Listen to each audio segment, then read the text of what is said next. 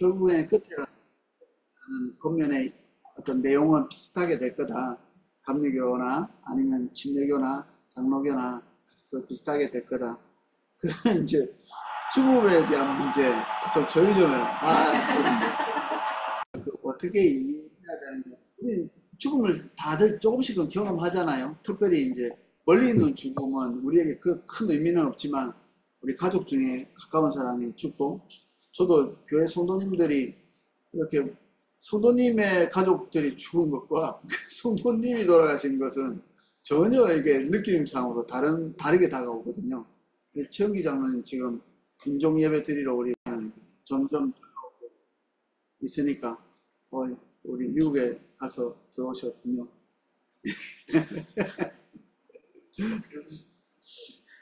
네. 우리 개요를 한번 읽어보겠습니다. 오늘 많이 한번 읽어보겠습니다. 저는 죽음에 대해서 좀 우리는 회피하는 경향이 좀 있는 것 같아요. 그래서 이 화장장이나 이게 무덤이나 이런 것들이 우리 일반 삶의 터전에서 되게 멀리 있죠. 근데 외국에는 그렇지 않다고 하더라고요. 그 동네의 어귀에 그냥 이 공동묘지가 있고, 그런 경우가 많이 있어서 그냥 거기 가서 놀기도 하고 뭐 생활하다가 찾아가기도 하고 뭐 그런. 우리는 죽음에 대한 그 그림이 좀 안 좋죠. 그럴 수밖에 없고, 또 우리는 그리스도인의 삶에 있어서 죽음의 목적은 무엇인가? 우리가 죽을 때 우리의 영혼과 육체는 어떻게 되는가? 그리스도인은 왜 죽는가? 구원의 적용을 논함에 있어서 그리스도인들이 그들의 죽음과 다른 사람의 죽음을 어떻게 이해해야 하는가 하는 문제도 생각해 볼 필요가 있다. 또한 우리가 죽고 난 후와 그리스도께서 우리에게 부활의 육체를 주시기 위해 재림하실 때까지 사이에 어떤 일이 발생하는가가 하는 것도 대단히 중요한 문제다. 우리가 뭐 죽는 것은 수용한다 할지라도 그럼 재림 때까지 우리는 어떤 상태로 있게 되나 이런 것도 궁금하죠. 우리에게는 되게 중요한 문제이니까. 1번 첫 번째 우리가 대전제가 있습니다. 이 죽음이 우리의 형벌이 아니라는 사실입니다. 우리는 예수 그리스도로 말미암아 죄에 대한 속죄를 받은 존재들이죠. 그러니까 죄로 말미암아 죽음이 찾아오는 것은 맞는데 우리는 거기서 속죄함을 받았기 때문에 우리는 죽음을 우리의 죄로 인한 형벌로 이해하는 것은 틀린 일이죠. 그럼 속죄가 무의미하게 되는 것이니까, 그럼 이제 우리가 그걸 죽음의 죄에 대한 어떤 형벌로 보지 않으면 다른 걸로 봐야 되는 거죠. 믿지 않는 자에게는 속죄함이 없으니까 이거는 죄에 대한 형벌이야, 이렇게 죄의 삭은 사망이야 이렇게 얘기할 수 있는데, 우리는 죄의 삭은 사망으로 이해할 수 없는 존재가 되어버렸죠. 우리는 주님 안에 들어와서 속죄함을 받았기 때문에. 502쪽 첫 번째 블럭에서 밑에서 네 번째 줄부터 다섯 번째 줄부터 한번 읽어보겠습니다.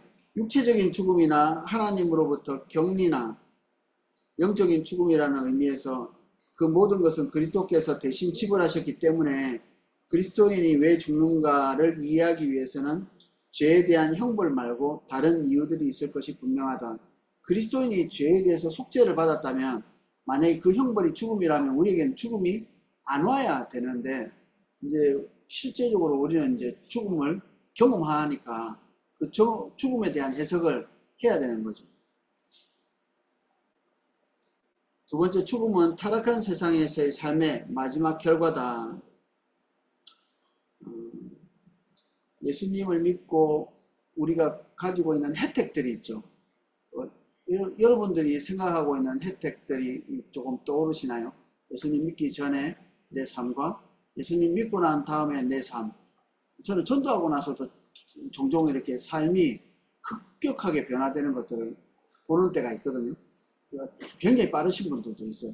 근데 이런 경우에는 예수님을 믿는 것에 대한 혜택이 이런 거구나 이런 싶은데, 아무리 빠른 분도 전부 다 누리지를 못하거든요. 점진적이고 그리고 다 누리지 못하고, 진짜 우리가 예수 그리스도로 말미암아 속죄받은 것에 대한 혜택을 100%다 누린다면 예수님 믿자마자 몸이 변화되고 그리고 죽음에서 면하고 모든 것들이 이제 온전하게 되어야 되겠지만 우리는 그렇게 되지 않고 하나님의 목적에 의해서 이게 점진적으로 이렇게 되죠. 점진적으로. 이미 경험하고 있으나 완전히 경험되는 것은 주님 오시는 날까지 이제 보류되어 있는 거죠.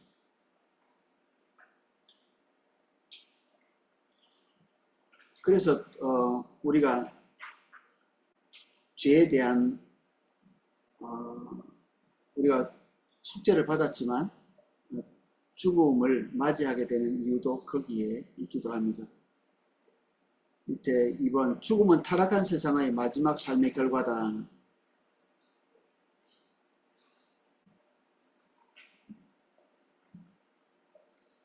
십자가 사건 이후로 악이 사라지지 않고 그리고 죄도 사라지지 않고 존재하고 있기 때문에 그것에 대한 열매들이 세상에 있고 우리는 그것을 경험하게 됩니다. 첫 번째 블록 지나서 두 번째 블록, 하나님께서 타락한 세상에서 우리를 거두어 가시는 마지막 단계는 죽음이 될 것이다. 이 마지막까지 경험하게 되는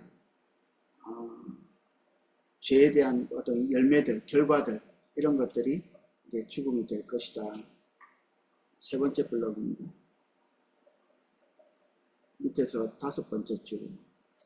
죽음이 우리의 죄에 대한 벌로 우리에게 임하는 것은 아니지만 죄의 영향력이 완전히 제거되지 않은 타락한 세상에 사는 결과로 우리에게 임하기는 한다. 죽음의 경험과 관계된 것들은 모두 우리의 육체를 손상시키며 세상에 죽음이 있음을 알려주는 타락의 결과들이다. 불신자들뿐 아니라 신자들도 노쇠함과 질병과 상처, 자연재해, 홍수, 태풍, 지진 등을 경험한다. 우리가 어떤 식으로 죽음을 맞이하게 될지 잘 모르죠. 이제 확률적으로는 노쇠함을 통해서 우리 죽음을 맞이하게 될 거고, 실병인 경우도 있을 거고, 그리고 상처를 제대로 치료하지 못해서 그럴 수도 있을 거고, 자연재해, 태풍이나 지진 이런 것들이 원인이 될 수도 있을 거고, 어쨌든 그 죽음과 죽음으로 가는 모든 과정이 이 땅에 그대로 있기 때문에 우리가 그런 것들을 경험하게 된다는 겁니다. 때로는 하나님이 구해주세요 이렇게 할 때 구원을 경험하게 되기도 하지만 일시적인 것이 가능성이 많죠. 일시적으로 구원받았다가 결국 죽음을 맛보게 되는 제일 불쌍한 사람이 어떻게 보면 나사로 아닐까 싶어요. 부활을 경험한 영광스러운 경험인가 동시에 죽음을 두 번 경험하는 하나님께서 그 방면에 또 쓰신 거겠죠. 부활을 경험한 모든 사람들이 또 한 번의 죽음을 맞이하게 되는 일시적 부활이죠. 예수님은 이제 완전한 부활이니까 이쪽 부활, 예수님의 부활과 다른 이 땅에 살면서 부활을 경험한 사람들의 부활은 본질적으로 다른 부활이죠.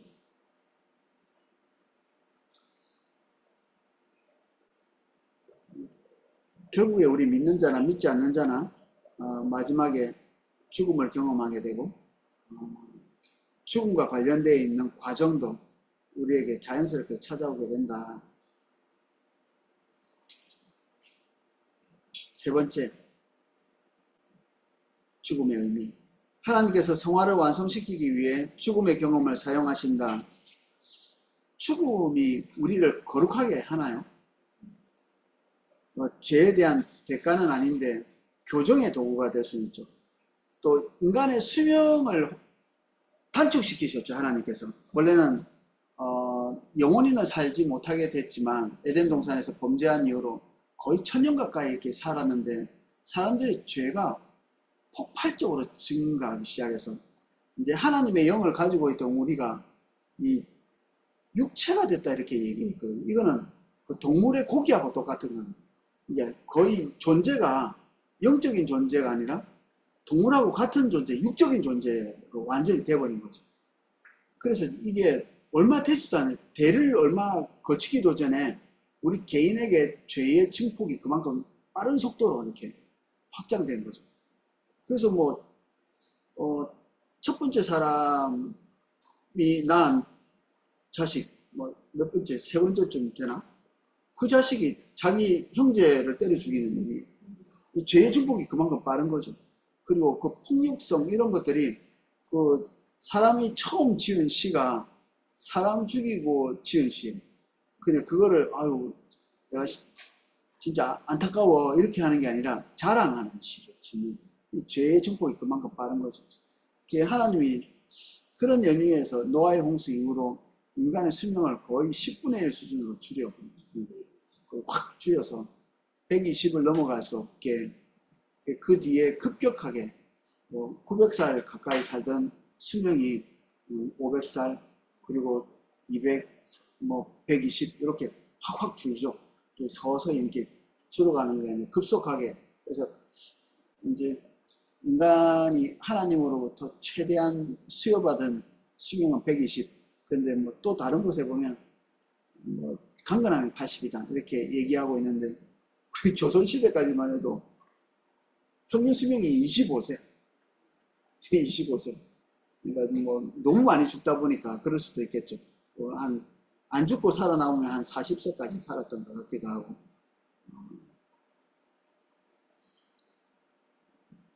그래서 죽음이 하나님께서 우리를 교정하시는 어떤 교정의 도구였다. 한번 읽어보겠습니다. 위에서부터 5번째 줄. 고난은 때로는 단지 타락하고 죄 많은 세상에서 살기 때문에 당하는 결과일 수도 있고, 고난이 그렇죠. 때로는 하나님의 권징일 수도 있으나, 그 어떤 경우에도 우리는 하나님을 사랑하는 자, 곧 뜻대로 부르심을 입은 자에게는 모든 것이 합력하여 선을 이루느니라. 고통 속에 있을 수 있지만 그 모든 고통들은 하나님의 실수나 우리를 사랑하지 않는다는 사인은 아닌 겁니다. 그래서 하나님의 사랑 안에서 우리에게 닥친 모든 일들을 해석할 때 그것은 하나님께서 가지고 계신 최선의 판단이신 거죠. 죽음을 포함해서. 그래서 우리가 죽음이 임박했다고 이렇게 딱 판단되어지는 순간이 올 때, 그 죽음은 우리에게 하나님께서 판단하신 최선의 판단임을 믿는 거죠. 사도 바울은 죽음이 임박했음을 본인이 알고 있으면서도 하나님을 의뢰한다, 이런 표현을 썼거든요. 그게 자기 생명을 믿는 자에게, 믿을 만한 자에게 맡긴다는 뜻이거든요.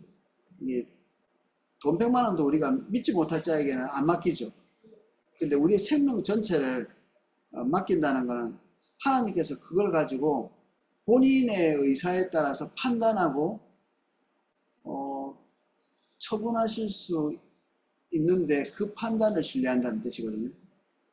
하나님께 맡기면 안 죽는다는 얘기가 아니라, 하나님께 맡길 때 죽음이든 삶이든 하나님께서 판단하시는 게 옳을 거라고 믿는 거죠.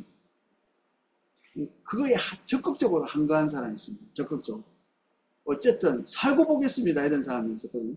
그게 나름대로 믿음의 삶을 살았던 히스기야입니다.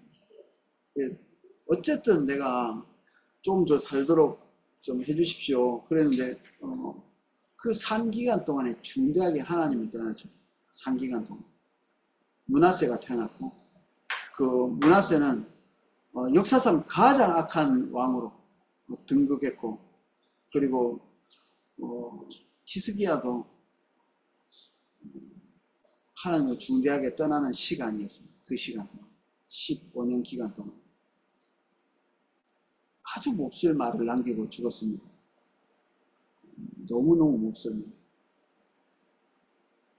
이게 너희 시대에 심판이 오진 않겠지만, 그 너희들의 죄악으로 인해서 그 사신이 왔는데, 외국에서 사신이 왔는데 그 사신에게 모든 곡간 창고를 다 열어서 보여주죠. 허세죠, 허세. 근데 그걸로 말미암아 심판이 닥칠 거라고 얘기하니까 히스기야 입에서 나온 말이 그 말입니다. 내 시대에 안 당하면 되지. 나하고 무슨 상관이냐는 그런 얘기죠. 너무 나쁘지 않나요? 우리가 다음 세대 자꾸 얘기하는데, 성도님들 중에 귀찮아 하시는 분이 있어요. 그게 나하고 무슨 상관? 아니, 무슨 상관이 아닌 거죠. 진짜 무슨 상관이냐고 하는 사람은 히스기야랑 똑같은 거예요. 내 시대에 지금 뭔가 이렇게 혜택이 오고 이런 것 같으면 관심이 있지만, 다음 세대는 뭐, 이게 피부에 와닿지 않는다. 난 자식도 뭐, 다 컸고, 뭐, 기독학교 끝이야, 됐어. 뭐, 학교 짓든지 말든지 뭐. 이러면, 하나님이 열망하시는 게 뭔지에 대한 관심이 별로 없는 겁니다. 하나님은 우리 죽고 나서도 당신의 일을 꾸려가시려고 하시거든요. 우리가 끝난다고 하나님의 역사가 끝나는 건 아니기 때문에. 그리고 하나님하고 우리의 관계가 죽고 나면 끝나는 것도 아니잖아요. 그분은 이생과 내세를 다 통치하시는 왕이시니까 그분과의 관계는 계속 이어지거든요. 그분의 관심사가 우리의 관심사가 되면 우리 죽고 난 뒤의 일도 여기 우리가 다 끝나고 보면 알겠지만 우리가 이 세대에 관여는 할 수 없지만 모르지는 않습니다. 이게 우리가 죽고 난 뒤에 우리의 상태가 의식이 다 끊어지고 이 세대에서 일어나고 있는 일들을 못 보고 못 느끼고 그리고 뭐 그렇게 하지 않는다는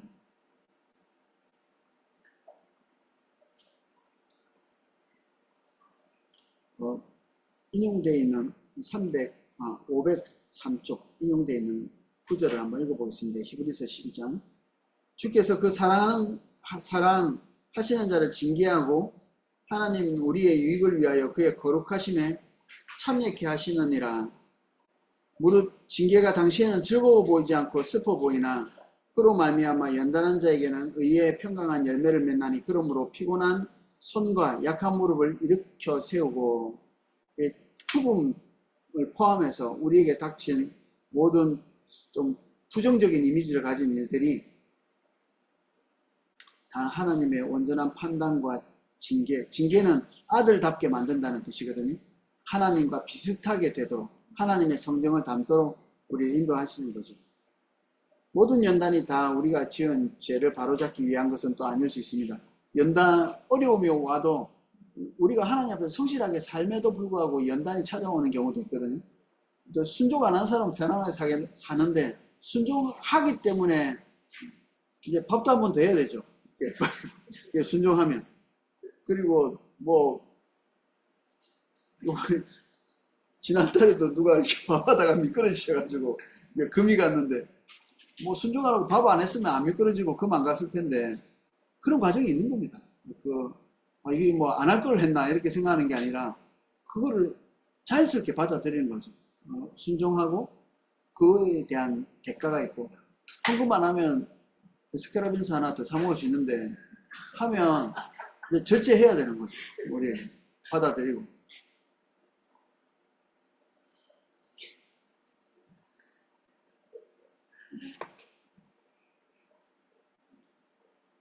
고난의 또 다른 목적은 교정이 아닌 완전을 이루는 것. 그래서 잘못된 것을 교정하기도 하지만 하나님께서 우리를 완전케 하는 것. 조금 다른 느낌을 아시나요? 정형외과하고 성형외과하고 어떻게 다른지 아세요? 정형외과는 원래 있던 대로 만들어주는 겁니다. 목표 자체가. 성형외과는 원래 있던 것보다 좀 좋게 만들려고 하는 거죠. 우리가 교정은 고통을 통해서 하나님께서 우리에게 가기를 원하시는 그 방향으로 그 성정으로 이렇게 교정하는 것이고 하나님 앞에서 올바로 살지 못할 때 하나님의 징벌 같은 느낌의 어떤 일들이 오거든요. 사실 징벌이라기보다는 이제 정형이죠. 이게 온전한 자리에 가도록 만드는 거예요. 근데 잘하고 있는데도 하나님 우리를 더 아름답게 만드시기 위해서 또 고통을 이제 수반하는 일들을 주시는 거죠. 제가 저번 시간에 얘기했는지 모르겠는데 5년 전에 잘못한 게 생각이 나서 회개하는 5년 전에. 그러면 5년 전에 벌 받아야지. 제가 잘못한 부분이 있으니까. 근데 지금까지 저는 있는지도 모르고 쭉 이렇게 살아왔거든요. 근데 징벌이 하나님의 목적이 아닌 거죠. 요번에 제가 회개한 것들은. 하나님 말씀하시고 깨닫고 마음은 좀 아팠지만 내가 전환하기로 결정하고 이렇게 한 이 과정은 온전함을 통해서 이렇게 가도록 하시는 거고 그래서 뭐 그런 경험치들을 통과하게 하시면서 하나님이 우리를 완전으로 이끌어 가십니다. 504쪽. 우리로 하여금 하나님을 더욱 의지하고 순종의 삶을 살아가면서 죄를 물리칠 수 있는데 더 큰 능력을 얻어 강하게 하기 위하여 허락하시는 연단도 있다. 죄 때문에 죄를 물리치기 위해서 거기서 빠져나오도록 하는 것도 있지만 딱히 그런 것이 아닌데도 더 온전한 곳에 가게 하기 위해서 그럴 수 있다는 겁니다. 조금 밑으로 내려와서 그러므로 우리는 우리의 삶 가운데 임하시는 모든 어려움과 고난을 믿음과 순종을 강하게 하고 궁극적으로 하나님을 영화롭게 하는 능력을 증진시켜 우리에게 유익을 주도록 하기 위해 하나님께서 허락하신 것으로 보아야 한다. 모든 어려움이 재수없어서 당하는 게 아니고 하나님의 극진한 생각, 너희를 향한 내 생각이 많도다 이렇게 말씀하신 것처럼 생각이 많으셔서 그런 겁니다. 쨍쨍 맑은 날보다 비 오는 날이 진짜 이게 만들어내기 힘듭니다. 뭐 먼지 구름도 만들어야 되지, 비도 뭉쳐야 되지, 이렇게 해서 비 오기가 쉽지 않거든요.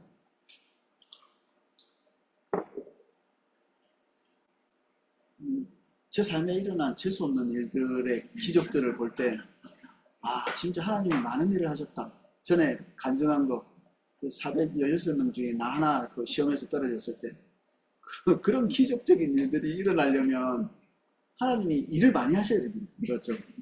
사람들 눈이 다 이상하게 돼야 되고, 그리고 그 정상적인 이렇게 흘러가는 일들을 흘러가지 못하도록 이렇게 해야 되고, 누군가가 와서 이제 그 중간에서 뭔가 이렇게 또 일을 하도록 만들어야 되고,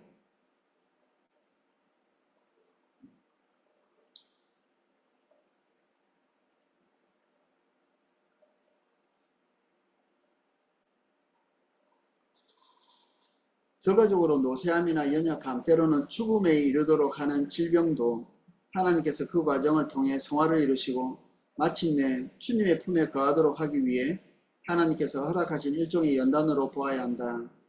우리 성도님 중에 한 분이 지금 이제 나이가 70 이제 넘어가시는데, 그 아메도록 충성하라 그리하면 내가 생명의 면류관을 내게 주리라. 이 죽을 수 있는 상황을 수용하면서 성화를 이루도록, 예수 그리스도의 명령을 이루도록 하나님께서 정하신 목표점에 지나가도록 죽음과 함께 얘기를 하고 계십니다. 어쨌든지 사는 게 목적인 세상하고는 좀 다르죠. 목적치가. 생존을 늘리는 것, 이게 뭐 지금 초미의 관심사죠. 어떻게 하면 오래 살 건가. 심지어 요새는 인공지능에다가 나의 기억을 심어가지고 영원히 사는 것처럼 이렇게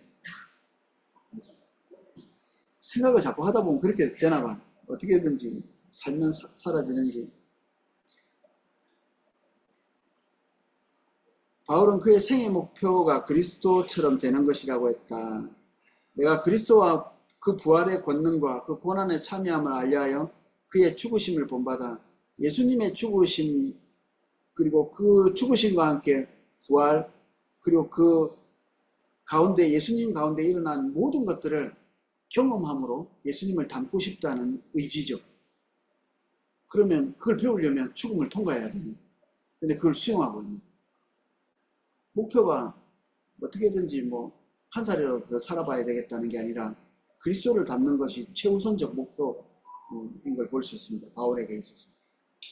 바울은 예수님께서 죽으신 방법을 생각하면서 그가 죽음을 맞이해야 할 때 그리스도와 같은 특징을 소유한 것을 목표로 삼았다. 스데반은 기가 막히게 예수님과 닮은 형태로 죽음을 맞이하죠. 계속 예수님의 죽음에 대한 이해를 하고 있었던 거고, 그것을 통과할 때 그것들을 반추해내고 또 하나님께서 그런 은혜들을 부어주신 것이죠. 그리고 사도 바울은 죽는 것과 사는 것 중에 어느 게 더 가치 있는 걸까 고민했습니다.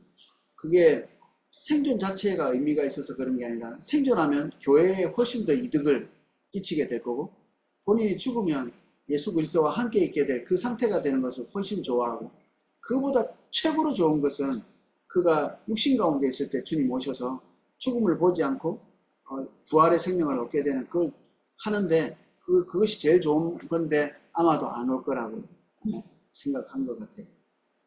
모든 사도들이 사실은 본인이 생존할 때 주님이 오시기를 기대했던 것 같아요. 근데 그 기대대로 안 됐기 때문에 서서히 이제 자기와 주님과의 관계를 문서로 남겨놓는 일들을 이렇게 하게 되죠. 504쪽 이 마지막 밑에서 5번째 줄, 나의 간절한 기대와 소망을 따라 아무 일에든지 부끄럽지 아니하고 오직 전과 같이 이제도 온전히 담대하여 살든지 죽든지 내 몸에서 그리스도가 존귀하게 되게 하려 하나니, 그리스도가 존귀하게 되는 일이 너무 소중하기 때문에 죽음의 위치가 믿지 않는 사람은 이만한데 점점 줄어들어서 하찮은 것이 되거든요. 사는 것과 죽는 것의 선택이 중요하지 않은 것이 되버리죠. 주님 안에서는 모든 게 다 작아지는 것 같아요. 의미들이. 세상에 대한 의미가 커지면 주님이 작아진 상태일 겁니다. 주님이 우리 안에서 의미가 커지면 그 외에 다른 것들은 의미가 너무 작은, 욕을 먹거나 명예가 떨어지거나 망하거나 뭐 이런 것들이 대수롭지 않게 되는. 옛날에 어떤 간증을 들었는데 어떤 선교사님인데 이게 뭐지, 쓸개가 썩는 게 뭐죠? 하여튼 돌이 생겨가지고 담석증인가 그게, 치료할 의사가 없으니까 수의사를 불러가지고 째가지고 그 담석 찾아보라고 이렇게 자기가 눈을 뜨고 이렇게 있으면서 그거 같으니까 그걸 자르라고 이렇게 얘기하는. 우리 같으면 이제 말도 안 되는 이야기인데 하나님께서 생명을 갖고 계시고 그리고 뭐 몸은 주의 영광을 위해서 적당하게 쓰는 거고, 그래서 그 중에 하나 이게 잘라내고 의미가 없는 거예요, 사실. 그렇게 큰 의미. 지금 닥친 상황에서 최상의 선택을 했으면 나머지는 아무것도 아닌. 저는 아마도 제가 볼 때, 제가 판단할 때는 돌팔이가 아닌가 싶은 의사를 만난 적이 있거든요. 실력이나 인격이나 이런 것들이 다 같이 이렇게 모자란 사람한테 치료를 받은 적이 있는데, 그래도 느리지만 치료가 되더라고요. 돌팔인데도 치료가 돼요. 그리고 그 돌팔이가 해준 그 어려운 치유의 과정, 이 과정 동안에 하나님이 저를 다루시는 것도 경험했거든요. 만약에 나이스하고 막 며칠 만에 나을 수 있는 병이었는데 뭐 한 달, 두 달 이게 들어 누워 있어야 되는 이런 상황이었는데 그 과정 가운데 하나님이 저를 다루신 부분도 있거든요. 그러니까 이런 것들이 하나님께서 주관하고 계시니까 최고 좋은 의사를 선택해서 치료를 받아야 되겠다. 이것도 하나님이 주시면, 우리 와이프 같은 경우에는 뭐 안 나와가지고 막 굉장히 고생하다가 요즘 목사님 자기 아는 어떤 곳을 이렇게 연결해가지고 명의를 만나서 단숨에 치료되기도 하고 그랬거든요. 이게 안 중요하다는 게 아니라 때때로 우리가 환경이 그렇게 못 만날 수도 있잖아요. 그리고 의사가 실수할 수도 있는 거 아니에요? 그 뭐 실수 확률이 뭐 몇 프로라든가 이거 어쩔 수 없어요, 인간은. 그러니까 인공지능한테 가려고 하고, 약사도 약 잘못 넣는 경우가 하루에 몇 건씩 생긴다네. 여러분 드시는 약을 다 믿을 수가 없어요. 약사가 잘못 넣었다고 이렇게 소화제 넣어야 되는데 뭐 설사약을 넣을 수도 있고 그럴 수도 있는 거죠. 근데 그 모든 것들을 관장하시는 하나님께서 우리의 삶의 최고의 것을 선택하신다는 것을 알 때 좀 둔감해지지 않나요? 예민하고 이게 까탈스럽게 이렇게 되는 사람이 주님 안에서 주님이 소중해질수록 덜 까탈스러운, 무던하게 되는 거죠. 별로 대수롭지 않기 때문에 끝까지 결혼반지도 팔 수도 있고 소중해서 못 팔고 막 팔 수 있는 거죠. 이건 절대 안 되고 그 다 처분할 수도 있고.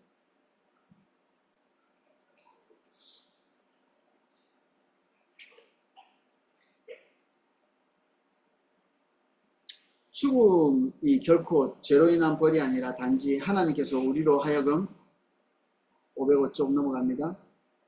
그리스도와 같도록 하기 위하여 허락하신 것이라는 이해는 우리의 큰 위로를 주는데 무엇보다 불신자들의 마음에 공포감을 조성하는 죽음의 두려움을 물리칠 수 있게 해줍니다. 공포감이 좋은 일도 하죠. 사형제도가 그래서 있는 거잖아요. 그 사람에게 징벌적인 차원에서 사형을 시킨다기보다는 죄가 교정되지 않는 사람이기 때문에 더 죄가 확장되지 않도록 본인을 위해서 죽이는 겁니다. 죄가 교정이 안 되기 때문에 어떤 종류의 죄는 교정이 안 됩니다. 성경이 그렇게 판단한 겁니다. 교정되지 않는다고 판단한 겁니다. 그리고 사회 전체에 이 죄에 대한 공포심이 있어서 사람들이 죄를 짓는데 심상하게 되지 않도록 만들어주는 기능으로 사형제도가 있는 거거든요.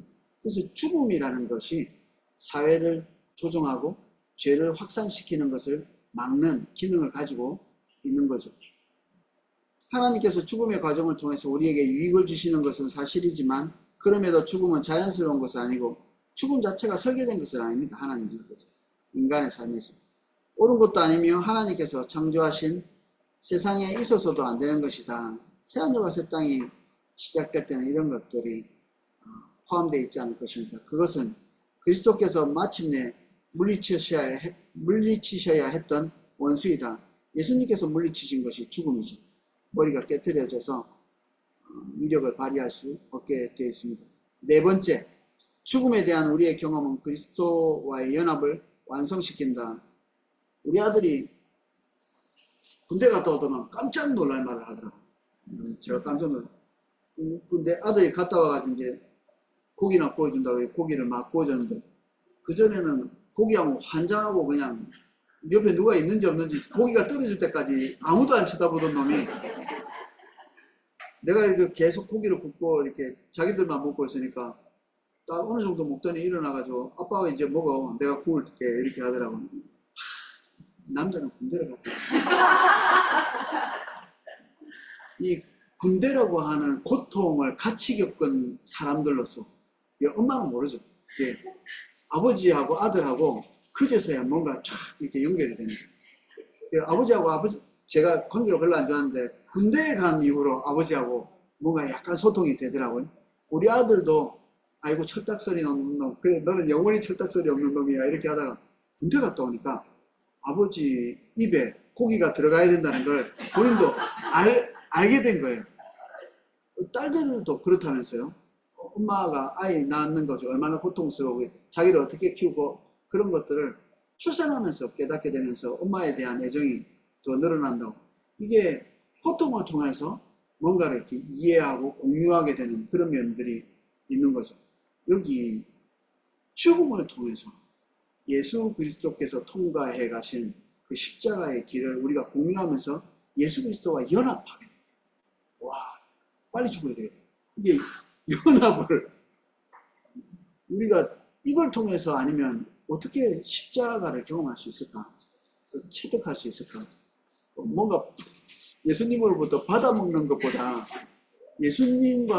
예수님께서 겪으셨던 것을 같이 본질적인 것을 같이 경험하면서 그분과 함께 될 수 있는 신나죠. 아버지에게 뭔가를 받아먹는 인생과 아버지와 뭔가를 공유하는 인생. 엄마 손에 있는, 엄마 장롱에 있는 금반지를 이렇게 받아먹는 것과 엄마 장롱에 있는 금반지의 의미를 이해하는 게 좀 다르죠. 훨씬 가치 있는.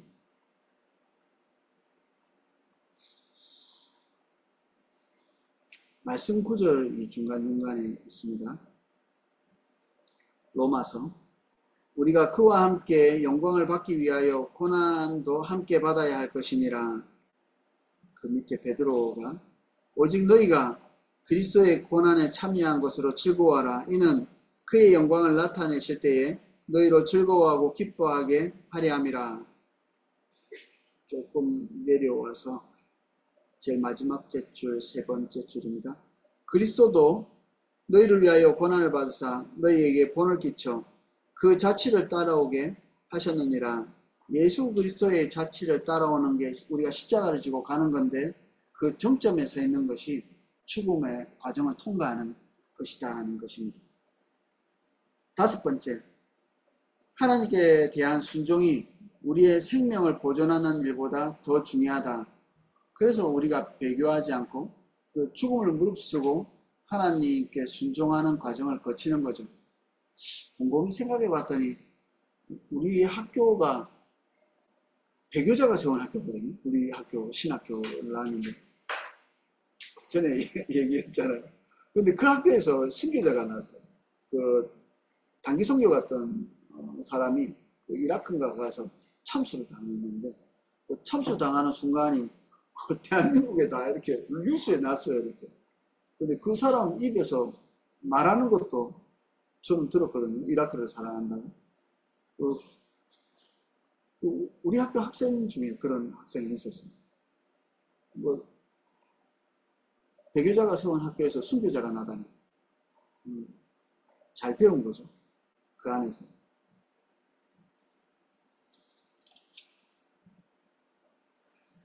그래서 순종하는 것이 하나님의 말씀대로 순종하는 것이 생명 연장보다 훨씬 중요한 일이다. 아멘. 네. 아멘 할 수 있어요. 사도 바울이 고백한 거 506쪽. 나는 주 예수의 이름을 위하여 결박을 받을 뿐 아니라 예루살렘에서 죽을 것도 각오하였노라. 나의 달려갈 길과 주 예수께 받은 사명 곧 하나님의 은혜의 복음 증거하는 일을 마치려 하면은 나의 생명을 조금도 귀한 것으로 여기지 아니하노라.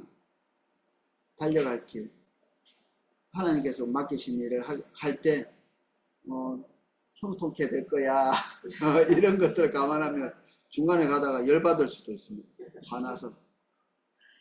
우리 이스라엘 백성들이 광야로 들어갔다가 에돔 땅으로 지나가면 편리한 길로 갈 수 있었는데 하나님께서 그 길로 지나가지 못하게 그들을 통해서 막거든요.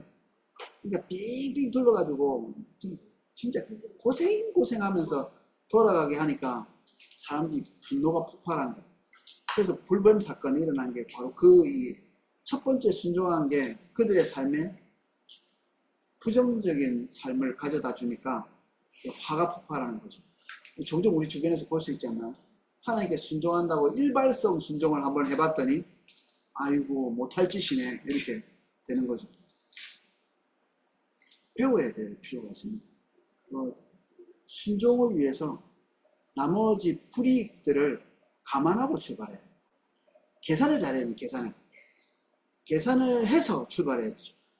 내가 이것을 하면 그 뒤에 일어날 일이 무엇인가 도박하듯이 계산하면 안 됩니다. 베팅하듯이 이것을 했다가 좋은 것이 나올 수 있을 거야 이렇게 그건 도박이거든요. 진짜 순종 그리고 헌신은 그것을 하기 때문에 내가 져야 될 희생의 사이즈를 계산하고 그거를 수용합니다. 그러면 헌신이 됩니다. 그것을 계산하다가 헌신을 못하면 어찌하느냐? 그건 끝이죠. 헌신 안 하는 거 그걸로 끝이죠. 그래서 아나니아 삽비라 같은 경우에는 둘 다 취해보려고 요것도 획득하고 요것도 좀 하고 이렇게 해보려고 그게 성령을 속이는 일입니다. 성령을 속이는 미숙한 거죠. 루스드라에서 돌에 맞아 죽게 되었다가 다시 그곳으로 들어갈 수 있도록 바울에게 용기를 준 것도 바로 이러한 확신. 죽을 수 있는 상황인데 지금 죽으라고 때린 거죠. 그래서 진짜 죽었다고 확신을 가지고 돌아간 겁니다. 사람들이. 이게 돌로 쳤는데 쓰러져서 뭐 숨도 안 쉬고 몇 박도 안 뛰고 뭐 그런 걸 확인했겠지 뭐. 그리고 돌아간 거죠. 근데 그 사람이 다시 왔어 거기.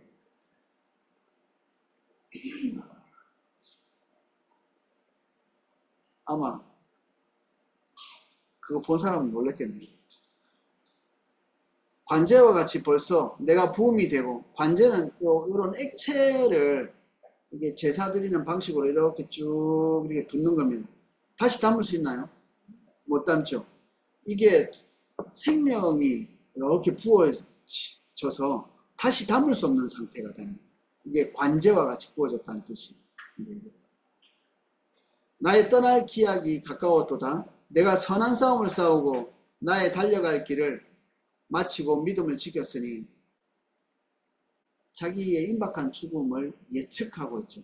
하나님이 이때가 되면 이런 그 통찰력을 주시나 봐요. 아, 다 돼 가는구나. 다 돼 가는구나.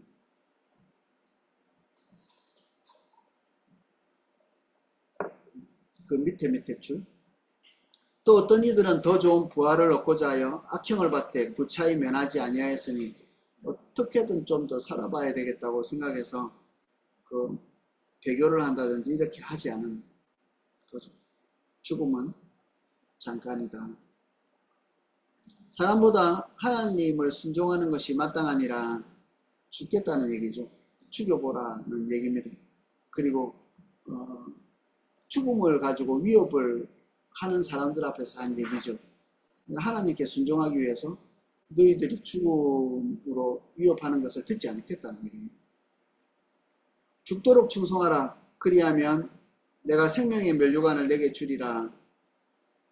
충성의 수준이 죽음을 통과하는 데까지 하라. 말씀대로 하기 위해서 혹시 죽는다 할지라도 감수하라는 얘기입니다. 여러 형제가 어린 양의 피와 자기의 증거하는 말을 인하여 저를 이기었으니, 그들은 죽기까지 자기 생명을 아끼지 아니하므로 마귀를 이긴 하늘의 충성스러운 성도들에 관한 묘사도 익히 알고 있는 바이다. 결론. 마지막 째 줄입니다. 우리의 죽음을 통해서도 하나님을 영화롭게 할 수 있고, 그에게 충성하는 것이 목숨을 보존하는 것보다 훨씬 더 중요하다는 생각은 교회의 역사를 통해 많은 순교자들에게 용기와 격려를 주어왔다. 그들은 생명을 보존하고 죄를 범하든지 아니면 충성하고 생명을 포기하든지 하는 선택을 해야 할 때마다 죽기까지 자기 생명을 아끼지 아니하였다. 핍박이 거의 없고 순교할 가능성이 거의 없는 때이기는 하지만 우리나라는 지금 그렇죠. 이 사실을 우리 마음속에 깊이 새기는 것이 매우 유익하다. 왜냐하면 하나님께 충성하기 위해 우리의 목숨까지 기꺼이 버리려 한다면 그리스도를 위해 다른 것을 포기하는 것은 훨씬 수월해질 것이기 때문이다. 우리의 죽음과 다른 사람의 죽음을 어떻게 이해해야 되는가? 우리의 죽음, 결론은 안 읽어봐도 알 정도로 결론이 날 것 같습니다. 죽음 이후에 우리에게 주어지는 보상이 뭔가요? 예수 그리스도, 진짜 영생 이렇게 얘기하실 수도 있는데, 영생은 영원히 산다는 의미라기보다는 당연히 영원히 살지만 예수 그리스도 안에 들어가는 겁니다. 원리상으로 볼 때 하나님만 영원하시죠.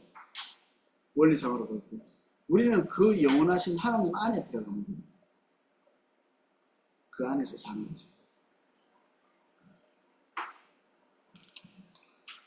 밑에 우리가 담대하여 원하는 바는 차라리 몸을 떠나 주와 함께 거하는 그것이라. 사도 바울이 간절히 원했던 것이 우리의 원하는 바가 되기를 축복합니다. 이에 내게 사는 것이 그리스도니 죽는 것도 유익함이라. 혹시 내가 죽게 된다면 그리스도께서 그렇게 판단하셨다면 그게 유익한 것이다. 그러나 만일 육신으로 사는 이것이 내일의 열매일진데 무엇을 가리는지 나는 알지 못하노라. 죽는 것과 사는 것 사이에 어느 것이 더 유익한 건지 모르겠다는 얘기입니다. 다 유익하니까. 내가 두 사이에 끼었으니 떠나서 그리스도와 함께 있을 욕망을 가진 이것이 더욱 좋으나 그리스도와 함께 있는 것이 나의 사사로운 목적에는 더 부합한다는 얘기죠. 밑에 계시록 요한입니다. 또 내가 들으니 하늘에서 음성이 나서 가로되 기록하라. 작은 지금 이후로 주 안에서 죽는 자들은 복이 있도다. 우린 다 주 안에서 죽죠. 주 안에서 죽습니다. 복이 있도다. 성령이 가라사대 그러하다. 저희 수고를 그치고 쉬리니 이는 저희의 행한 일이 일일 따름이라 하시더라. 우리의 수고가 그치는 날은 죽음과 함께 찾아온다.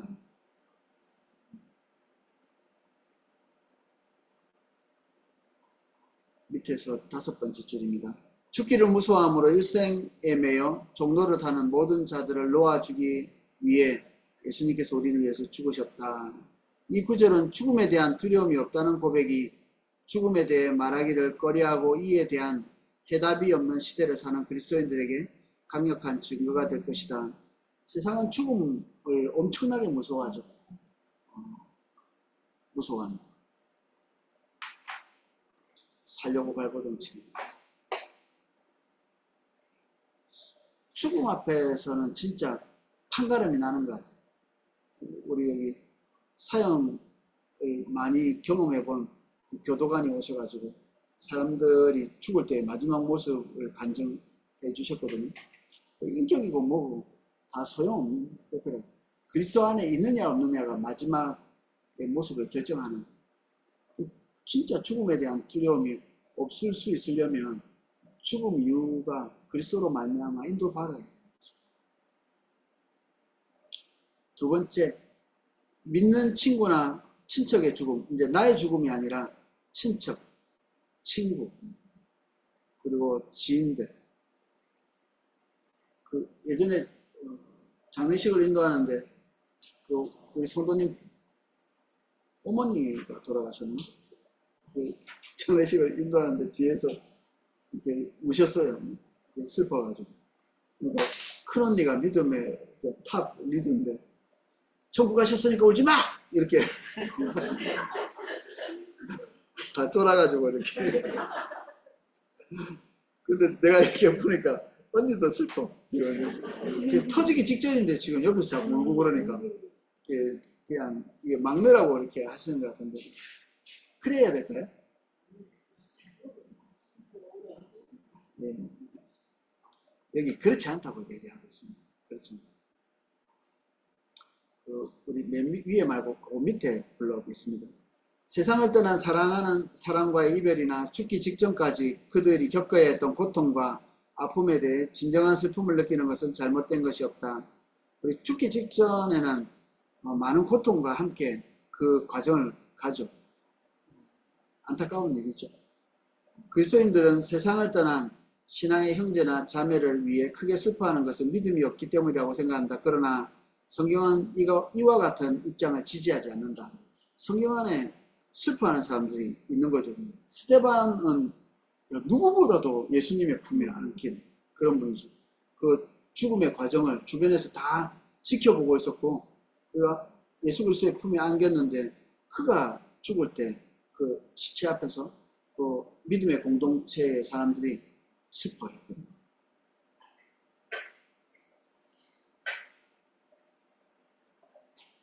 그리고 그를 장사할 때도 울고,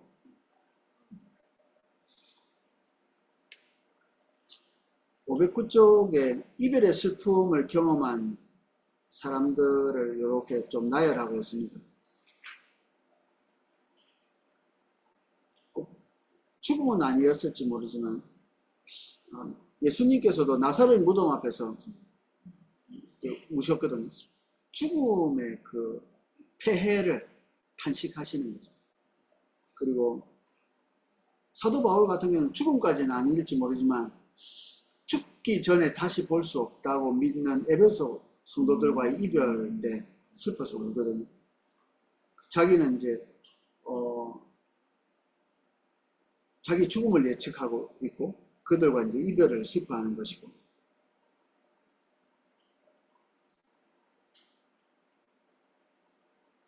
바울이 에바브로디도가 죽을 뻔했다고, 자기 염려와 근심이 더 커질 뻔했다 이런 표현을 했거든요. 에바브로가 죽어도 믿음으로 굳게 서야지 이렇게 안 하고 에바브로가 죽으면 어떻게 할까 노심초사한 겁니다. 그를 살려주셔가지고 감사하다 이렇게 하는 거죠. 바울이 누구보다도 죽음에 대해서 의연하게 받아들이고 죽음의 세계를 믿고 부활을 믿는 사람이었는데 그 이별을 슬퍼했던 거죠. 다윗도 사울과 요나단이 죽었을 때 슬퍼했거든요. 이 땅에서 다시 보지 못한. 사울이 죽었을 때는 왜 슬퍼했을까요? 그의 삶에 대한 슬픔이었겠죠. 삶에 대한 슬픔. 미운 종 들었나? 미운 종도 정이라고.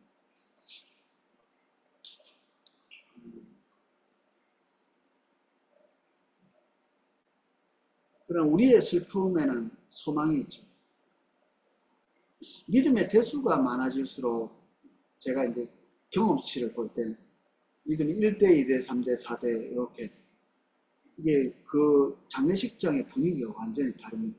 한 4대쯤 이렇게 되는 곳에 가면 여기가 천국인가 싶은 느낌이 들 만큼 그러다 뭐 경박하게 막 기뻐하고 뭐 박수치고 이렇게 하지는 않지만 그 슬픔의 요소를 훨씬 더 능가해서 압도하는 평온이 와서 있는 것들을 제가 한 몇 번 경험했습니다.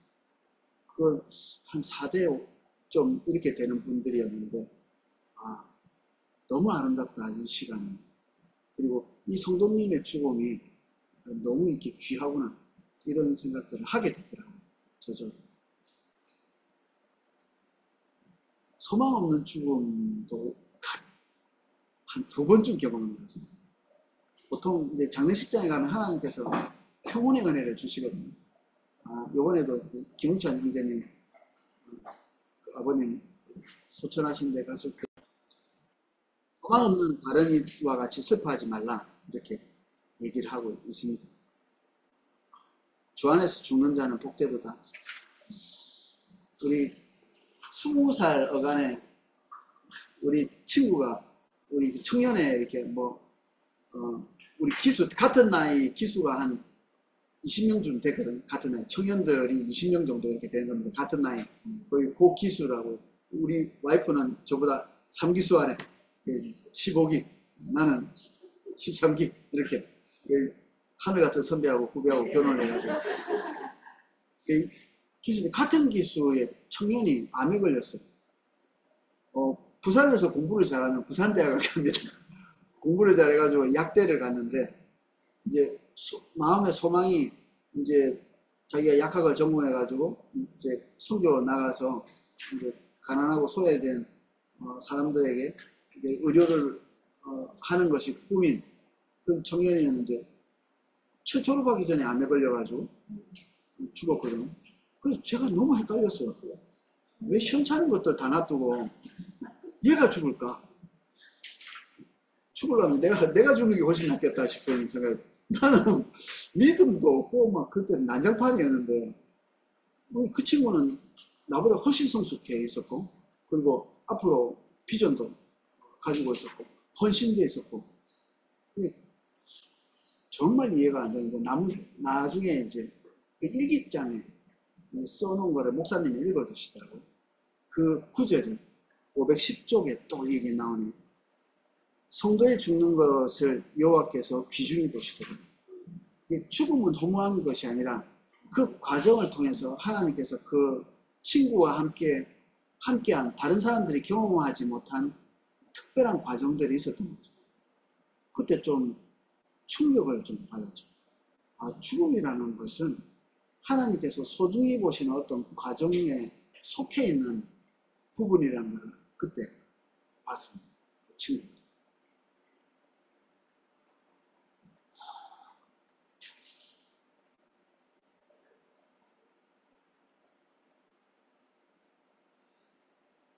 그 밑에 그러므로 친구들이나 친척들이 죽을 때 진정으로 애통하면서도 우리는 동시에 오 사망아 너의 이김이 어디 있느냐 오 사망아 너의 쏘는 것이 어디 있느냐 우리 주 예수 그리스도로 말미암아 우리에게 이김을 주시는 하나님께 감사하노라.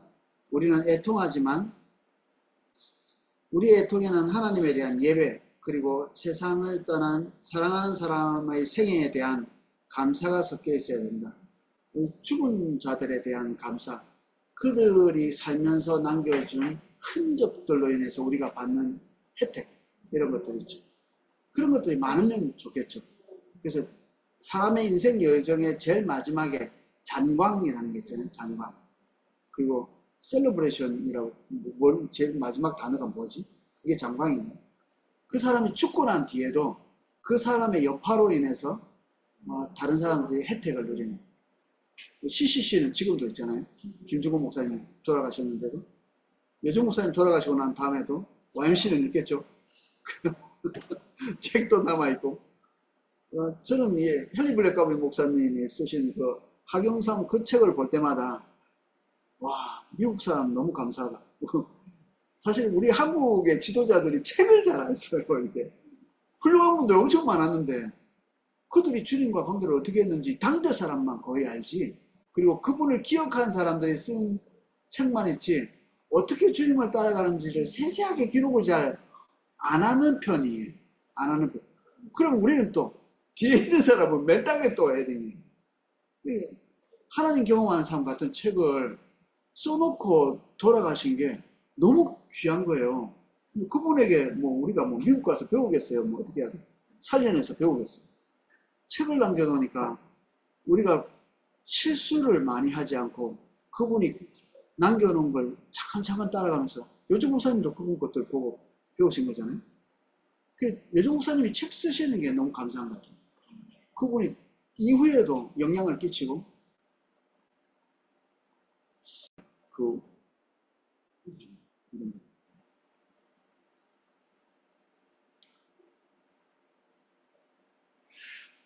우리에게도 그런 게 좀 있어야 될 텐데.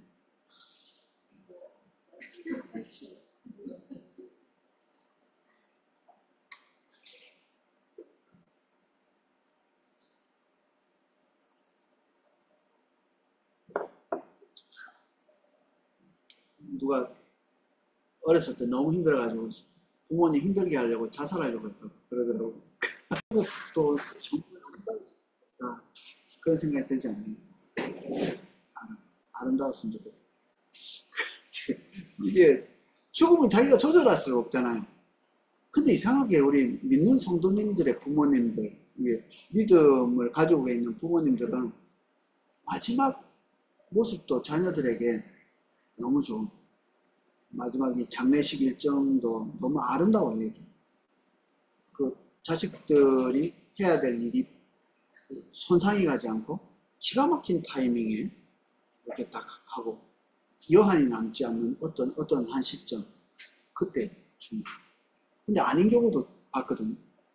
와, 불신 부모님 마지막까지 타격을 입히고 가는, 죽는 순간까지 수치스럽고, 그리고 그 자식들이 자기의 생계에 중대한 타격을 입도록 만들면서 마지막을 장식하는. 이게 어떻게 자기가 일부러 그렇게 하는 것도 아닌데 그럴까?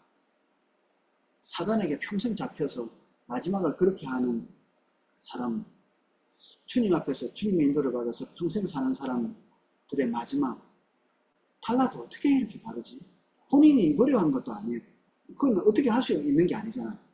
그런데도 불구하고 그러더라고요.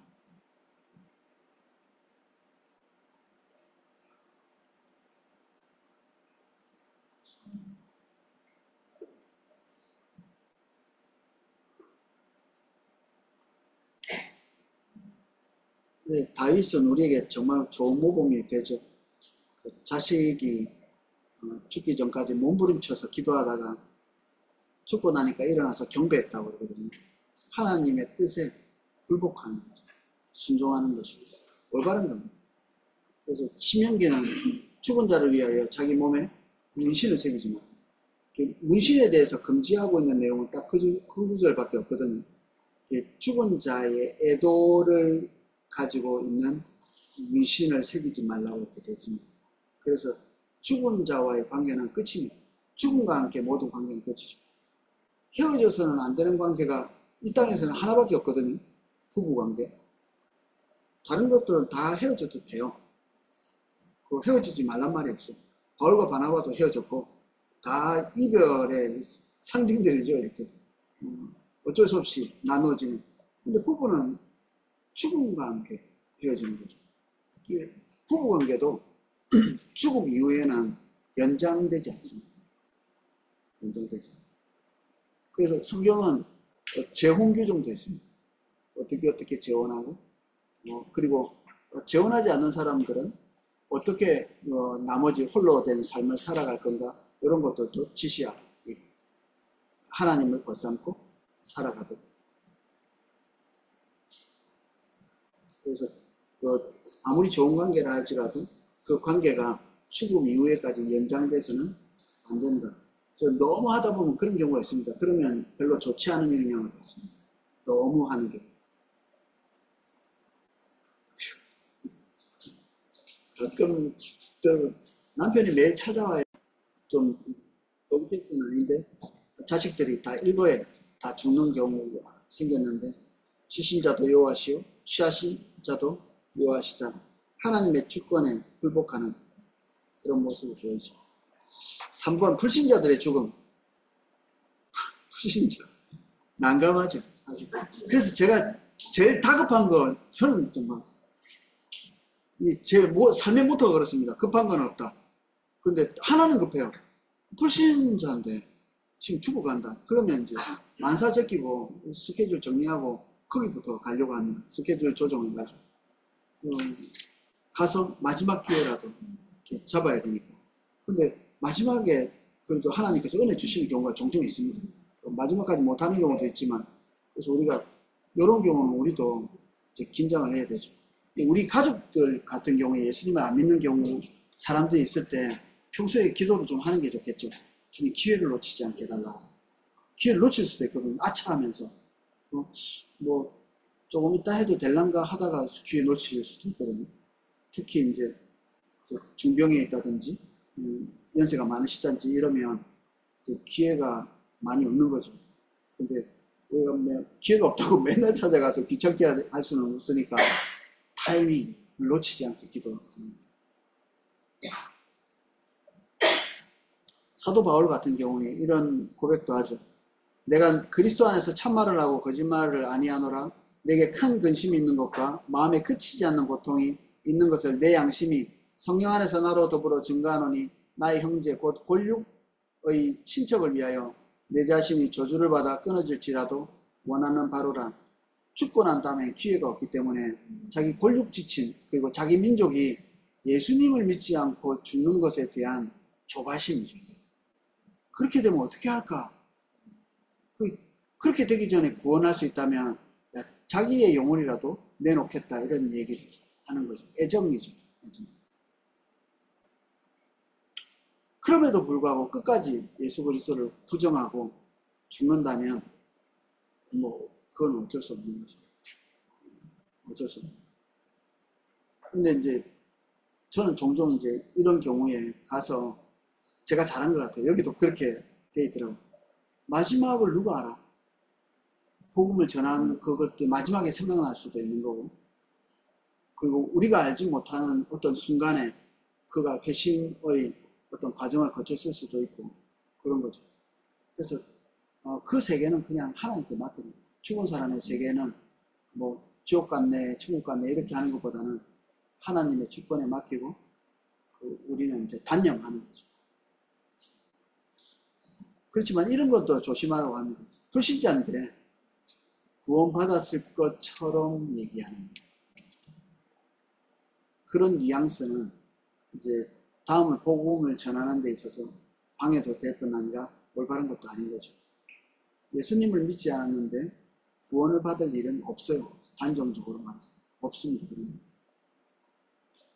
침묵하는 게 있죠. 침묵. 불신자는 영생이 없다.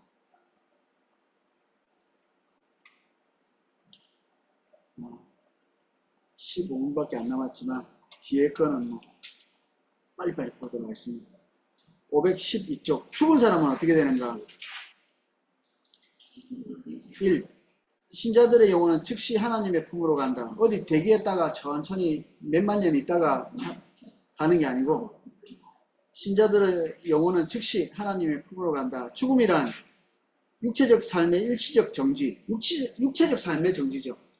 영혼의 정지도 아니고 우리는 육체를 벗어나서도 우리의 의식은 있는 것입니다. 영혼과 육체의 분리이다. 신자가 일단 죽으면 그의 육체는 이 땅에 묻혔더라도 신자의 영혼은 기쁨 중에 바로 하나님의 품으로 간다. 뇌수막염이라는 병이 있더라고요. 뇌수막염. 간혹 우리는 의식을 뇌에서 한다고 생각하잖아요. 근데 뇌수막염에 걸리면 뇌가 없어지는 경우가 있대요. 근데 사람이 모르고 생활한다네, 이렇게. 근데 아주 일부 조금 남아있는 뇌를 가지고 이제 생활하고 조금 이상한 느낌은 있지만 가끔 그런 사람이 있답니다. 그러면 뇌가 없다는 것은 사람의 의식이 뇌에 있는 게 아닌 거예요. 그래도 살아있는 거 보면. 그럼 팔다리에 있습니까? 팔다리 없는 사람이 있거든요. 근데 의식은 있어요, 이렇게. 몸에 굉장히 중요한 부분들이 없는 사람들이 간혹 있죠. 근데 의식은 있거든요. 뇌도 있고. 그럼 뇌 말고 뭐, 대뇌, 이게 해골에 있나? 이게 우리의 의식이라는 게 육체와 함께 이 땅에 살아있는 동안에는 같이 이렇게 어떻게 분리할 수 없을 만큼 연결되어 있지만 어떤 부위에 있다 이렇게 말하기는 어려운 겁니다. 근데 성경을 따라서 얘기하자면 생명이 혈액에 있다는데 우리 혈액이 뭐 맨날 바뀌는데 뭐 맨날 생명이 바뀌는 것도 아니고, 그리고 호흡에 있다 이런 말을 쓰죠. 호흡. 이게 호흡이, 그럼 호흡은 이게 실체인가요, 이게? 그렇지도 않잖아요. 그러니까 어떤 신체 기관에 있다 이렇게 이야기하는 거는 이제 오류인 거죠. 오류. 이 땅에 있는 동안 육체와 이게 영혼이 분리될 수 없을 만큼 이렇게 밀접한 관계를 맺고 살지만 특정한 부위에 있다 이런 얘기를 하는 거는 이제 오류인 겁니다. 일반적으로 이제 세상 사람들이 말할 때 옛날 사람들은 심장에 있다고 생각했는데 그건 자기 생각이고, 이거 펌프에 불과하죠. 이게 펌프. 이거 어떤 분들, 우리 성도님 같은 경우는 인공심장 뭐 이런 게 있거든요.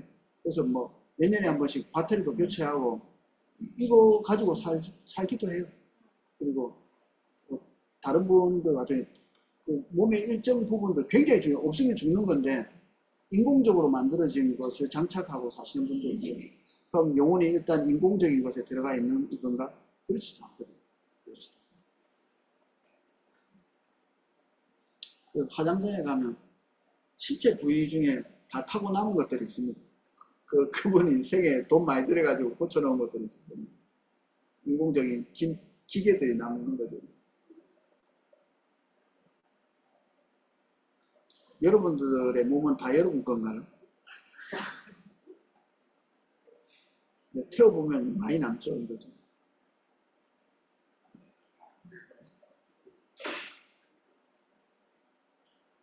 예수님께서 강도를 향해서 오늘 내가 나와 함께 낙원에 있으리라.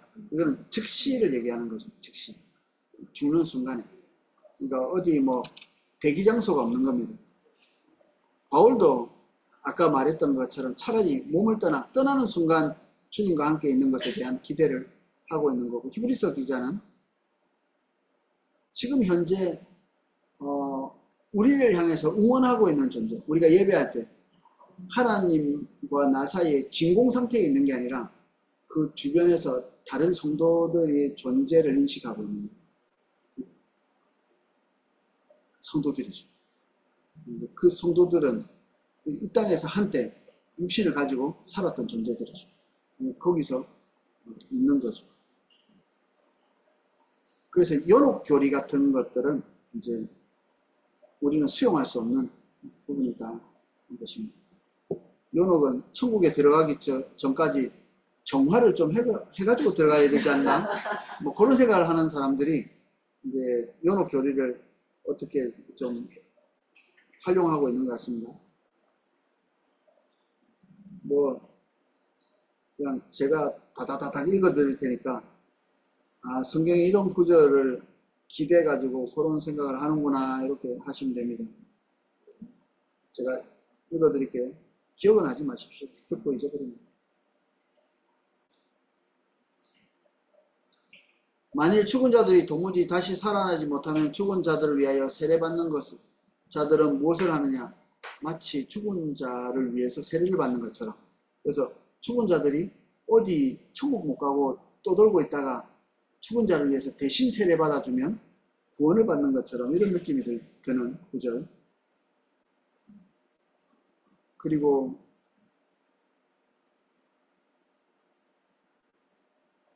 그가 임하시는 날 누가 능히 당하며 그가 나타나는 때에 누가 능히 서리요. 그는 금을 연단하는 자의 불과 표백하는 자의 잿물 같을 것이라. 천국에 바로 가는 게 아니라 어디인가에 있다가 예수님 오시는 날 잿물로 씻을 타이밍이 필요하기 때문에 어디인가에 대기, 잿물로 씻을 때까지. 이런 구절이 있다는 겁니다. 너로 말할진대 내 언약의 피로 말미암아 내가 내 갇힌 자들을 물 없는 구덩이에 놓았나니. 이게 다 그 문맥에서 보면 전혀 다른 구절인데 이런 구절들을 가지고 이제 여기가 연옥 아닌가? 물 없는 구덩이? 이런 것들. 나의 대적이여 나로 말미암아 기뻐하지 말지어다. 나는 엎드러질지라도 일어날 것이요 어두운 데 앉을지라도 여호와께서 나의 빛이 되실 것임이로다. 연옥처럼 느껴지시나요? 이게 이제 좌절 가운데 있어도 하나님께서 나를 구원하신다 뭐 이런 얘기를 여기에다 적용해야 되는데 이런 구절을 가져와서 내가 혹시 죽었다가 어느 어두운 데 있다가 일어나는 때가 있다 이런 얘기로 이제 가져와서 쓰는 겁니다. 얼마든지 할 수 있죠, 이런 것들. 주께서 심판하는 영과 소멸하는 영으로 시온의 딸들의 더러움을 씻기며 예루살렘의 피를 그 중에서 청결하게 하실 때가 됨이라. 요것을 이제 심판에 의해서 하나님께서 이스라엘을 정직케 하시는 이 땅에서의 심판으로 보는 게 맞는데, 요거를 마치 이렇게 어떤 연옥 같은 데서 하나님께서 더러움을 씻기는 과정처럼, 그래서 천국에 들어가기 전까지 대기 상태인 걸로 이해하는 이런 구절들이 조금씩 쓰고 있다고 합니다. 가톨릭에서는. 누구든지 말로 인자를 거역하면 사하심을 얻되 누구든지 말로 성령을 거역하면 이 세상과 오는 세상에서도 사하심을 얻지 못하리라. 아하, 이 땅에서도 사함을 받고 어딘가 다른 데 가서 또 사함을 받아야 되는구나. 이거의 연옥이다, 이렇게 생각합니다. 연옥에 대해서 너무 잘 알게 되겠는데, 누구든지 그 공적이 불타면 해를 받으리니 그러나 자신은 구원을 받되 불 가운데서 받은 것 같으리라. 이 불 가운데서 받는다는 게 연옥에서 고생을 진탕 좀 하다가 구원을 받는 것. 바로 구원을 받은 사람은 A급, 이렇게 연옥에서 불 가운데서 조금 이렇게 청결하게 된 다음에 B급들은 이제 그렇게 좀 돼야 된다는 연옥설. 진실로 내게 이르노니 내가 한 푼이라도 남김없이 다 갚기 전에는 결코 거기서 나오지 못하리라. 우리는 어떻게 해석하죠? 이거 관계 잘하라고, 관계. 그러니까 하나님께서 원하시는 대로 사람들과의 관계 미워하지 말고 다른 사람 용서하고 하라고 이렇게 말씀하시는, 하나님 앞에서 합당한 삶을 살려면 그렇게 해야 된다는 건데, 한 푼이라도 남기면 안 돼? 연옥에서 다 씻고 나와야 된다는 거죠. 연옥에서 들어가서. 주께서 그로 하여금 그날에 긍휼을 입게 하옵소서. 또 그가 에베소에서 많이 봉사한 것을 내가 잘 아느니라. 이거 왜 이런 구절을 갖다 하는지 모르겠는데 거기서 연옥에서 긍휼을 입게 하옵소서 뭐 그렇게 이해하는 모양입니다. 이제 그만해봐야 돼. 예.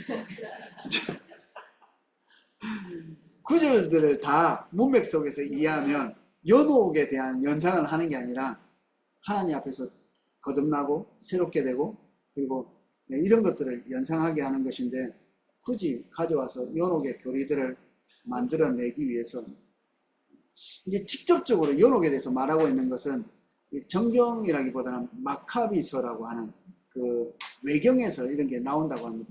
근데 이 외경의 것을 만약에 가져와서 말하면 그 카톨릭 안에서의 교리도 충돌을 일으키는 부분도 있다고 여기에 기록되어 있습니다. 다 읽지는 않겠습니다. 방금 제가 얘기했던 이런 여러 구절들이 왜 오류가 있는지 514쪽에 여러 군데서 이렇게 설명해 주고 있으니까 참고하시면 되겠습니다. 그 성경들이 뭐 직관적으로 우리가 볼 때도 연옥을 빼고 설명하는 게 훨씬 더 자연스러운 구절들입니다. 그리고 516쪽 중요한 부분 중에 하나가 성경은 영혼이 잠잔다고 가르치지 않는다. 즉시 낙원에서 하나님과 교제하고 있는, 그래서 신자들의 영혼이 잠잔다는 것은 잘못된 거죠. 그 잠잔다는 표현을 쓴 곳이 있는데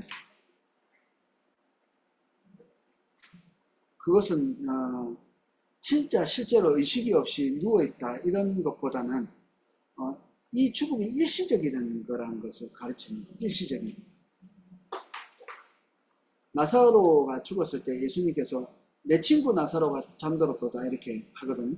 근데 그것도 잠을 자서 의식이 없는 상태라기보다는 이 죽음이 일시적이라는 것을 말씀하시는 것이고요. 그리고 다른 구절에서 하나님을 찬양을 못한다든지 죽으면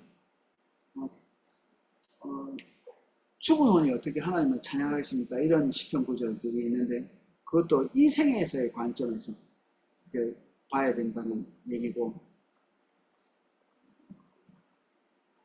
적막한 데 내려가는 자는 아무것도 못한다 뭐 이런 얘기도 있는데 다 이 생의 관점과 이 땅에서 일어나고 있는 계획들, 하나님께 영광을 돌리는 일들이 중단된다는 얘기, 이 경계선을 얘기하는 것이지 그들이 의식이 없이 혼수 상태에 들어간 것처럼 그렇게 되어 있지 않는다는 거죠. 이 성경은 그들의 모습을 예배하고 찬양하고 우리를 향해서 응원하고 그렇게 하고 있는 것으로 보고 있고, 하나님께 그 죽음을 신원해 달라고 이렇게 기도하고 있는 그 모습으로 계속 나타나고 있는데 이런 구절을 보면 그것과 이게 대립되는 것으로 해석하면 안 되는 거죠. 이런 구절들을 보면서 그것을 제외하고 이렇게 해석하는 게 올바릅니다. 517쪽 마지막 번역입니다.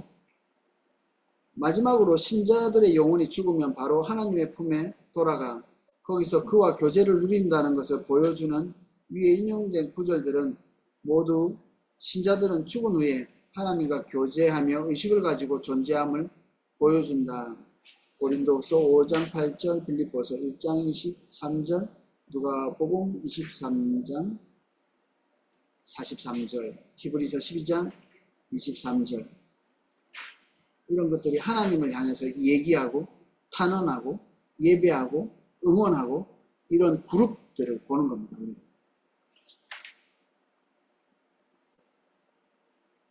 아까 말했던 오늘 518쪽 내가 나와 함께 낙원에 있으리라는 것이 의식불명 상태에서 같이 있으리라 이런 게 아니라 같이 교제하고 함께 있을 거라, 그리스도와 함께 있을 것이다, 주와 함께 있을 것이다, 뭐 이런 표현들은 의식불명 상태에서 쓰는 게 아니라 다 우리가 의식을 가지고 주목해서 함께 있는 것. 우리에게 구름같이 둘러싼 허다한 증인들, 이 다 죽은 사람들이거든요. 이 땅에 없는 사람들. 그 증인들이 의식을 가지고 증거하고 주목해서 보고 있는, 이 땅에 일어나고 있는 일에 대해서 모르는 게 아니라 의식하고 있는 것입니다. 518쪽 마지막 제출, 요한계시록 6장 9절 11절, 7장 9절 10절.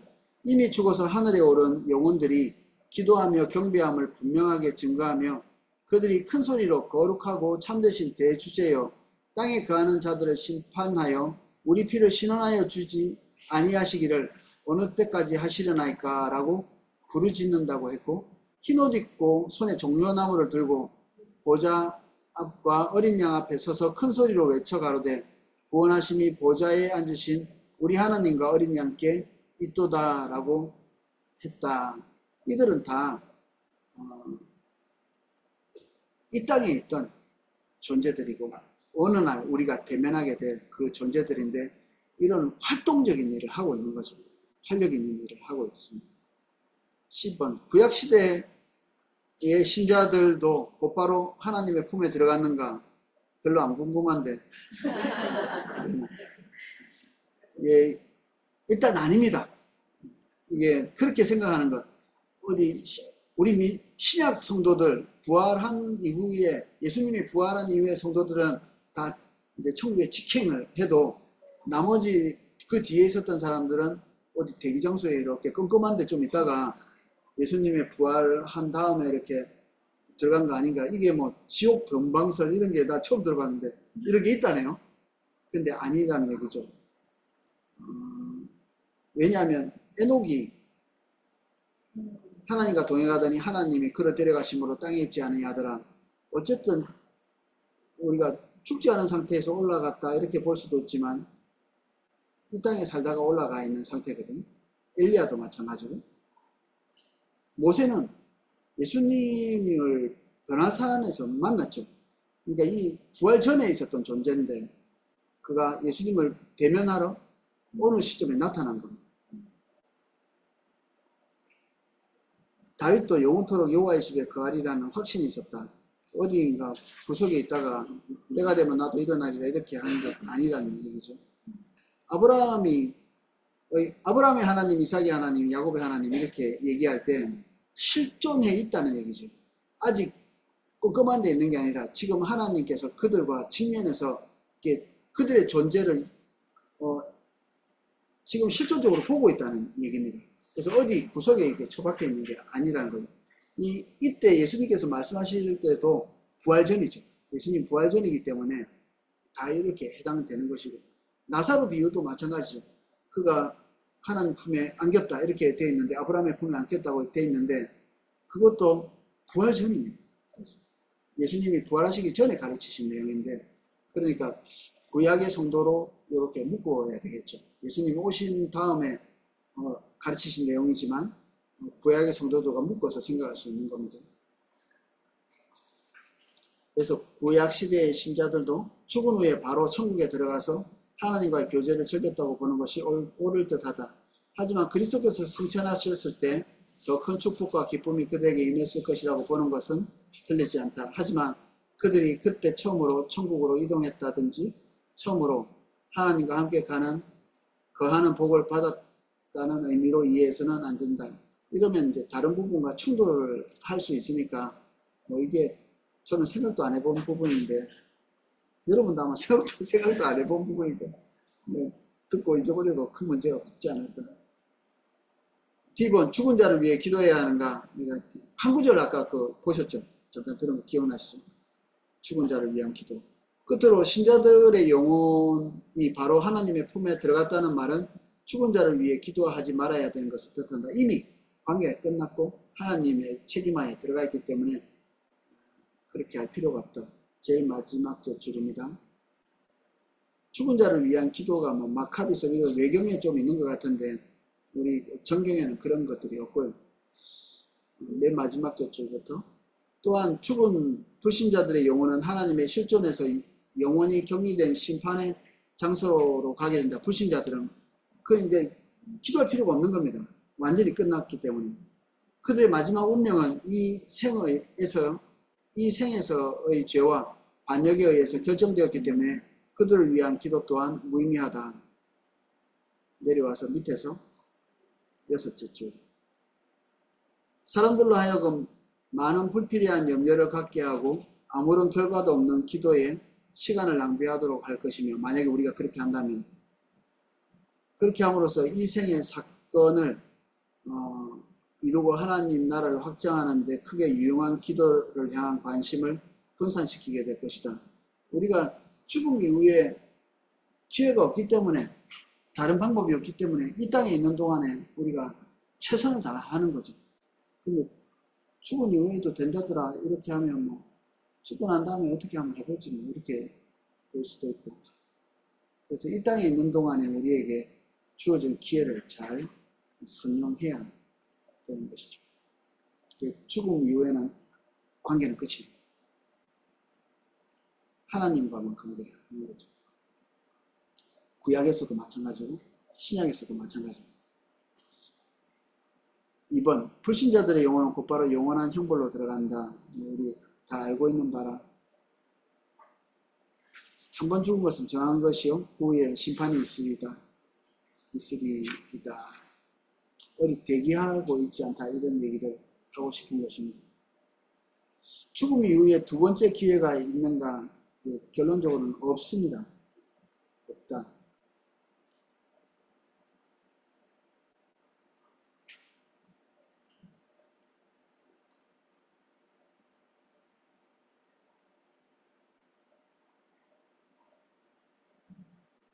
(522쪽에) 설명하고 있는 것은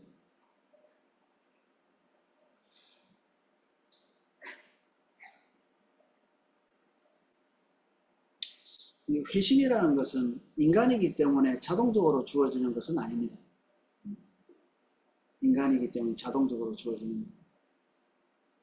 하나님의 은혜가 있는 자에게 주어지는 거죠.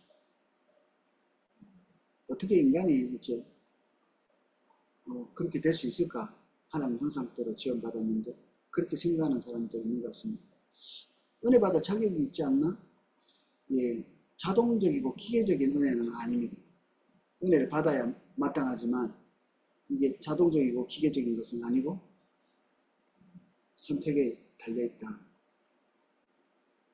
그리고 불신자들이 형벌을 받을 때 의식이 있는가? 네, 있다고 되어 있습니다. 성경에는 의식이 있는 상태에서 그 형벌도 주어진다. 무존재주의, 뭔지 대충 아시겠죠? 죽으면 끝이다, 없다 하는 겁니다. 그런 사람도 있는 모양입니다. 죽으면 아무것도 없어진다. 컴퓨터 이게 스위치 뽑히면 그냥 아무 의식이 없듯이 그냥 없는 거다. 죽자마자 인간은 소멸, 존재 자체가 없다. 그렇게 이게 무신론자들 얘기하는 거죠. 무존재주의란 죽은 직후든지 아니면 일정한 기간 동안 고통을 받은 후든지 불신자들의 영혼은 그 위에 더 이상 존재하지 않게 될 거라는 교리. 하나님께서는 그들이 사라지게 하셔서 더 이상 존재하지 않게 된다. 성경은 그렇게 얘기 안 하거든요.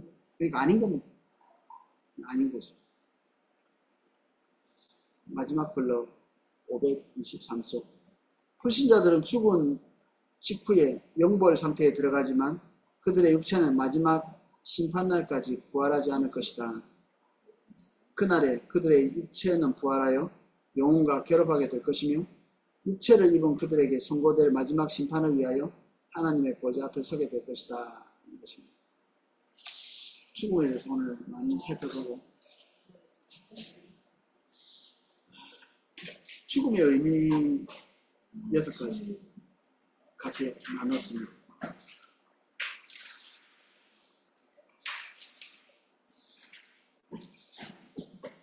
잊어먹을만 하면 간간히 한번 생각해 보시면 좋겠습니다. 죽음은 형벌이 아니다. 죽음은 타락한 세상의 삶의 마지막 결과다. 하나님께서 성화를 완성시키기 위해서 죽음을 경험하게 하신다. 죽음은 우리의 경험, 죽음에 대한 우리의 경험이 그리스도의 연합을 완성한다. 하나님께 대한 순종이 우리의 생명을 보존하는 일보다 더 중요하다. 이게 죽음에 대한 우리의 태도이어야 됩니다. 위대한 부분에서 그 한국단에 가서 전하면서 제가 방금 그 생각이 났는데 우리가 그러잖아요. 죄의 결과로는 우리가 사망은 세 가지 사망을 말하거든요. 이게 애들이 이게 전화 전에 생각이 애들이 사망한다라니 아무 느낌도 없을 것 같다는 이런 느낌이 들어서 제가 거기다가 세미를 와가지고 그랬어요. 우리는 죽지만 심판을 받아서 지옥에 간다고 해서 우리의 모든 것이 죽는다고 말하는 거지만 거기에 고통일까 있는 우리의 의식 속에 다 있어서 최고의 강한 고통이 그쪽에 있다고 성경이 말하고 그렇게 이제 말하는 기억이 났어요. 네, 잘하셨네요.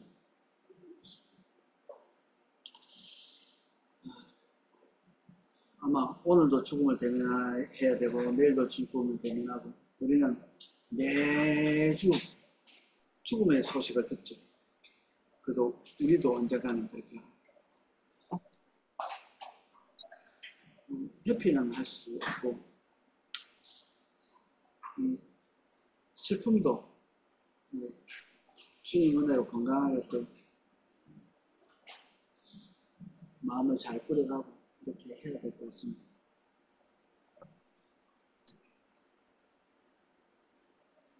여기 지금 오늘 지금 우리가 보고 있는데 언젠가는 이제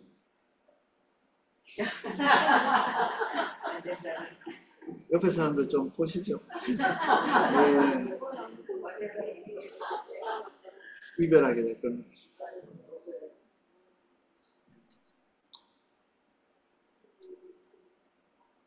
소망을 주셔서 감사합니다.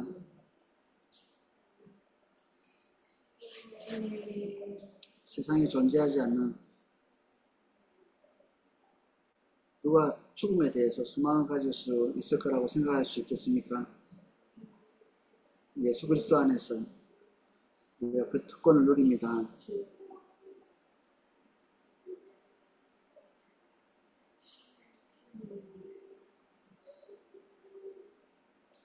함께해 주셔서 감사합니다. 예수님 이름으로 기도합니다. 아멘.